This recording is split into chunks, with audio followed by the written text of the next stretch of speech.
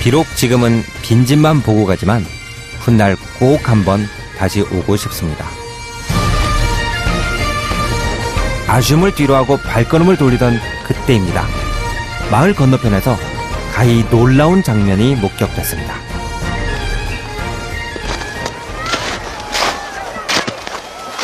이야, 방금 500년 된 베르베르 유목민 마을에서 나왔더니 이 눈앞은 또 별천지예요. 아니, 아프리카인데 여기가, 모로코가 스키를 타고 있네요. 겨울에도 눈이 내리지 않는 나라일 줄 알았는데 놀랍게도 스키장이 있습니다.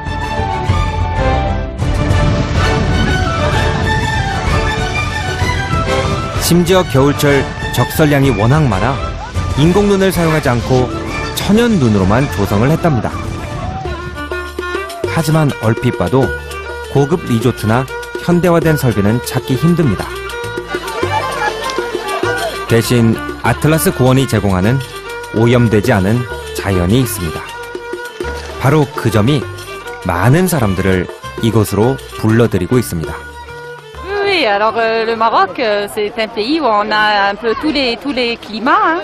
On a le désert du Sahara, on a la neige à Loukaïmden, Marrakech à 50 km il fait chaud.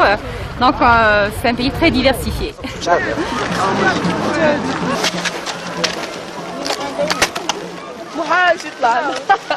지붕도 간판도 없는 이곳이 장비를 빌리는 대여소인가 봅니다. 길거리 대여소지만 있을 건 다 있습니다. 여기 옆에 보면은 스키 렌탈을 이렇게 길거리에서요. 이렇게 길에다가 스키랑 부츠랑 쭉 가져다 놓고 여기서 이제 그 스키를 빌려주나 봐요. 한번 가가지고 빌려봐야죠. Bonjour. Combien pour ski? Elle vient. 장비를 대여하는 데 든 비용은 모두 100디램. 우리나라 돈으로 13,000원 정도입니다.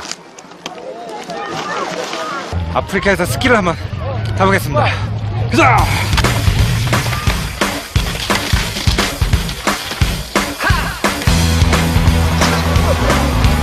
리프트를 타는 곳에 도착하니 이미 사람들이 줄을 쫙 서 있었습니다. 그런데 리프트가 조금 특이합니다. 곤돌라에 긴 막대 하나만 연결된 형태입니다. 제가 이제 강원도 출신이잖아요. 그래서 저는 1980년대부터 스키장을 굉장히 자주 다녔는데 그때는 우리나라 스키장도 리프트가 다 저렇게 생겼었어요. 저거 정말 오랜만에 봐요. 당연히 제가 저걸 탈 줄 아니까 이제 한 10년 만에 저걸 한번 타볼게요.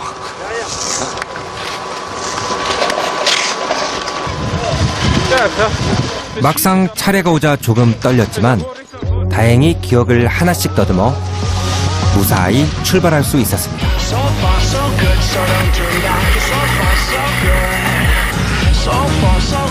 철봉 하나에 매달려 설산을 오르는 이 기분 정말 최고입니다.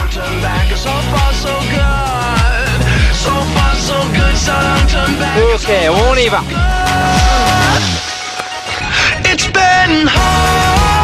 해발 2650m. 저는 지금 아프리카에서 가장 높은 곳에 자리한 스키장에서 대설원을 만끽하고 있습니다.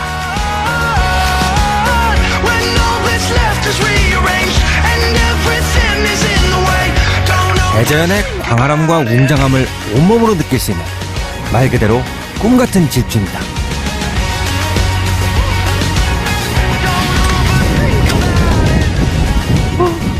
저 앞은 무슨 그랜 캐년처럼 생겼어요. 시뻘건 돌 울퉁불퉁 있고 뒤에는 눈. 그러니까 앞에는 그랜 캐년을 보고 오면서 쫙 내려오는 거니까 추운 기분과 더운 기분이 같이 느껴지는 거예요. 야! 슬로프에서 내려오자마자 제가 찾은 곳은 스키장 앞에 차려진 한 음식점. 베르베르인들이 사막에서 요리할 때 쓰는 조리기구이자 요리 이름이기도 한 따진입니다. 따진 집어. 소고기나 양고기, 생선 등을 넣고 야채와 함께 쪄낸 요리로 쿠스쿠스와 함께 모로코의 대표적인 전통 음식입니다.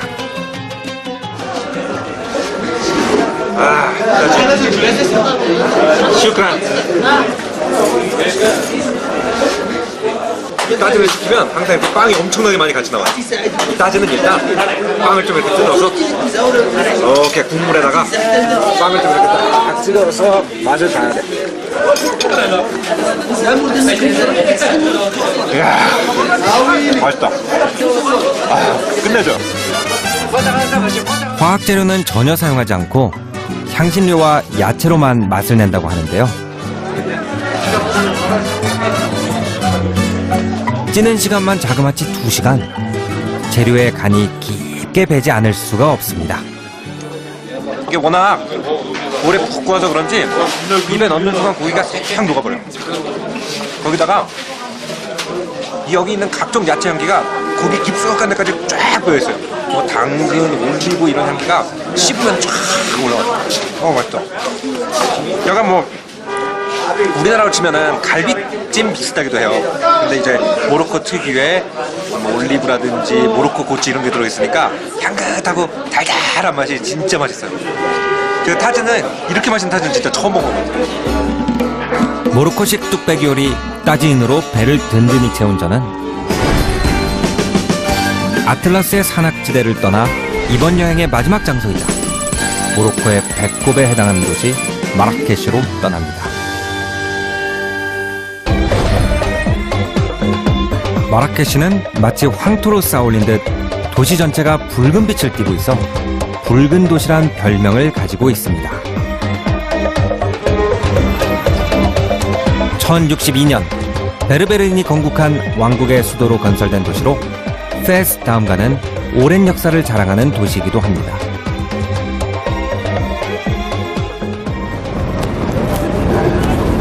이 마라케시는 이렇게 육중한 성벽으로 둘러싸여 있어요. 여기 보면 이렇게 큰 성문이 있는데 마라케시는 총 7개의 성문이 있어요. 우리나라로 치면 동대문, 남대문 이런 거죠. 그러니까 이 성문 안으로 들어가야 옛날 도시가 있는 거예요. 근데 19세기부터 유럽 사람들이 도착해서 저 밖에 완전히 프랑스 같아요. 유럽식 건물이 쫙 있거든요. 그러니까 옛날부터 모로코를 아프리카와 유럽이 만나는 지점이라고 그러는데 이 성벽이 바로 그 만나는 지점인 거예요. 이 안에 들어가면 아프리카, 성문을 건너서 나오면 여기는 유럽. 그럼 아프리카 여행 한번 갔다 올게요. 1000년 전으로 시간 여행을 떠나봅니다. 스페인과 프랑스 점령군이 거주해 유럽풍의 색채를 띠는 신시가지와 달리 황토빛 성벽 안엔 옛 아랍의 도시가 그대로 살아 있습니다. 그래서일까요? 구시가지로 들어가는 기분이 마치 천년의 신비로 둘러쳐진 비밀의 벽을 여는 기분 같습니다.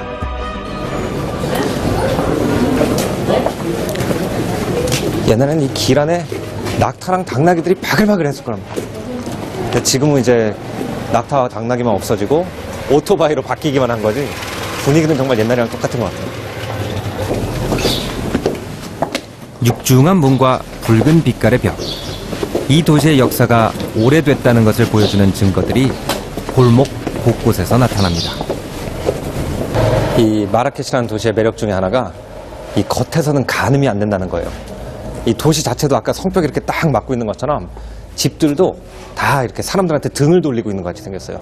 창문도 조그맣고 벽이 이렇게 삼엄하고 이렇게 문 같은 것도 보면은 이렇게 성문처럼 두껍고 못이 쫙 박혀 있어요. 근데 겉보기에는 그냥 이렇게 이 뒤에 방 하나만 있을 것 같은데 이 문을 열고 들어가면 이 안에 30명, 40명 대가족이 사는 궁궐 같은 집이 있다는 거죠. 그러니까 겉에선 가늠이 안 되는 게 마라케시인데 이런 것을 가장 이렇게 잘 경험할 수 있는 것이 바로 리야드라고 그래요. 마라케시의 전통을 제대로 느껴보고 싶어 가장 오래된 리야드를 예약해 두었습니다. 여기가 이제 오늘 제가 묵을 리야드인데요. 여기가 마라케시에서 가장 오래된 300년 전통을 자랑하는 리야드래요.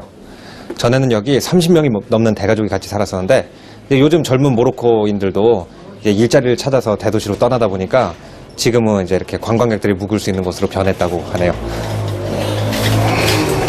문을 열자 바깥의 소음은 사라지고 똑단한 벽 안에 새로운 세상이 펼쳐집니다. 이야, 여기가 바로 리야드. 이 밖에서 문만 봤을 때는 안에 이런 공간이 있을 거라고 상상이나 했겠어요. 이게 바로 리야드의 매력인 거죠. 게다가 여기는 300년 전통을 자랑하는 마라케시에서 가장 오래된 데. 그리고 옛날에는 증조 할아버지부터 손자 손녀까지 한 부족이 모여 살던 곳이라니까 정말 의미 있는 장소인 거예요.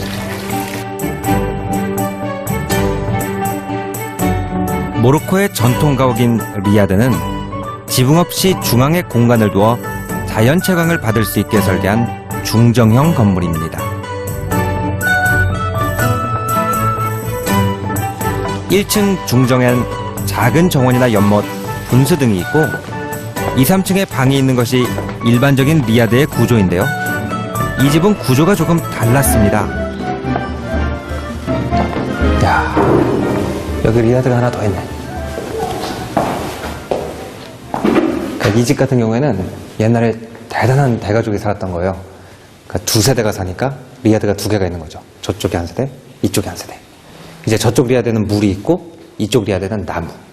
이 모로코 사람들이 워낙 척박한 환경에서 살다 보니까 집안에 이렇게 나무를 키우면서 생명의 위안감을 느낀다는 거죠.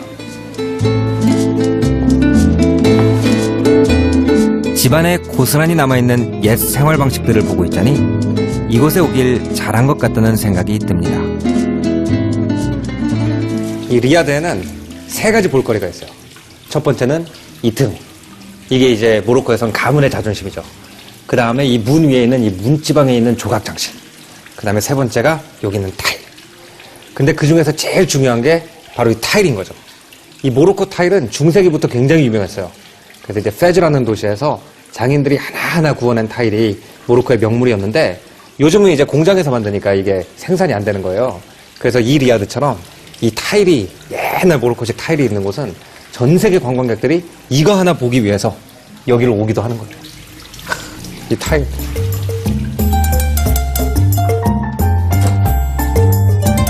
이 방이 오늘 제가 묵을 방입니다. 벽에 걸린 액자부터 바닥에 깔린 카펫 하나까지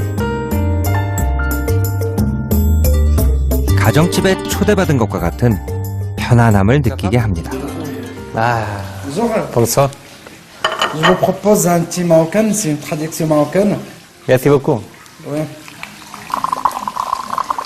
모로코의 국민 음료 민트티입니다. Voici le thé. Merci beaucoup. Bonne dégustation. Merci. Ouais. Ça sent bien. Merci. 이렇게 모로코 집에 오면은 손님들한테 민트티를 주는 게 전통이에요. 근데 이 민트티를 먹는 요령 중에 하나는 역시 이 설탕. 이 설탕을 갖다가 우리가 생각할 때 좀 과하다 싶을 정도로 많이 넣어줘야 돼요. 모로코 여행 초기엔 도저히 달아서 마실 엄두가 나지 않았는데 이제는 이렇게 설탕을 듬뿍 넣고 마셔야 민트티를 제대로 마신 것 같습니다.